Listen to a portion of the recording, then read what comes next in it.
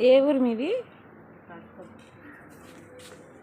అనిత, ఓ Anitha, Anitha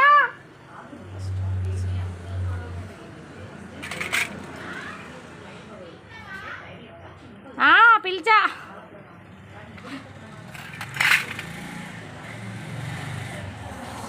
super ఉన్నాయి. అయ్యా అన్న లేడు. చెప్పు చెప్పు. బాగున్నాయి కదా కాసోలు తీసుకోండి.